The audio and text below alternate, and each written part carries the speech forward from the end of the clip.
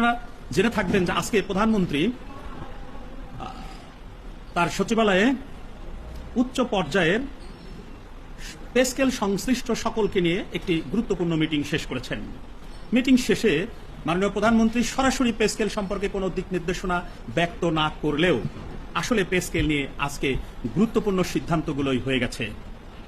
যেমন pay scale ধাপে ধাপে দেওয়ার একটি সিদ্ধান্ত কিন্তু সরকার নিয়ে ফেলেছেন, যার প্রেক্ষিতে মাননীয় অর্থমন্ত্রীর অর্থ উপদেষ্টা অর্থাৎ প্রধানমন্ত্রীর অর্থ উপদেষ্টা কিন্তু বলেছেন যে সরকারি চাকরিজীবীদের নতুন বেতন কাঠামো নিয়ে সরকার কাজ করছে।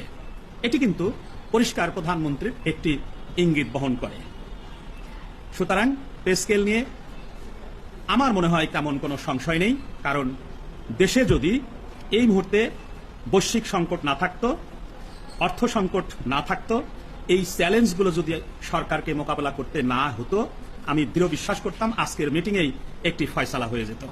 এ কারণেই মাননীয় প্রধানমন্ত্রী কিন্তু দেশের সকল মানুষের কাছে বিনয়ের সাথে বলেছেন যে এই অর্থনৈতিক সংকট এবং চ্যালেঞ্জগুলো মোকাবেলা করার জন্য সর্বস্তরের জনগণের কাছে তিনি সহায়তা কামনা করেছেন।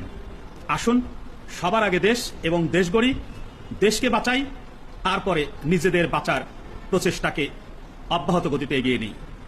আমি বিশ্বাস করি পে স্কেল আমাদের মৌলিক অধিকার এবং সরকার সেটি গভীরভাবে পর্যবেক্ষণ করেছেন এবং সক্রিয়ভাবে তিনি বিবেচনায় নিয়েছেন, এটি কিন্তু আজকে মিটিংয়ে তিনি বলেছেন। সুতরাং প্রধানমন্ত্রী জনতার প্রধানমন্ত্রী, তরুণ প্রজন্মের প্রধানমন্ত্রী এবং আমি বিশ্বাস করি কর্মচারী বান্ধব প্রধানমন্ত্রী এবং জনগণের প্রধানমন্ত্রী, তিনি সাধারণ বাট অসাধারণ সব সিদ্ধান্ত নিতে সক্ষম বলে আমি বিশ্বাস করি।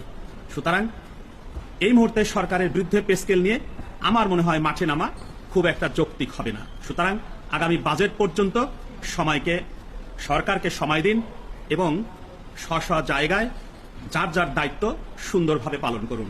তবে পে স্কেল নিয়ে আমাদের অফিসিয়ালি যে প্রোগ্রামগুলো আছে সেই প্রোগ্রামগুলো চলমান রাখার পক্ষে আমি মতামত ব্যক্ত করছি। আশা করি নেতৃবৃন্দ এই বিষয়টি ভেবে দেখবেন। আসসালামু আলাইকুম, আল্লাহ হাফেজ।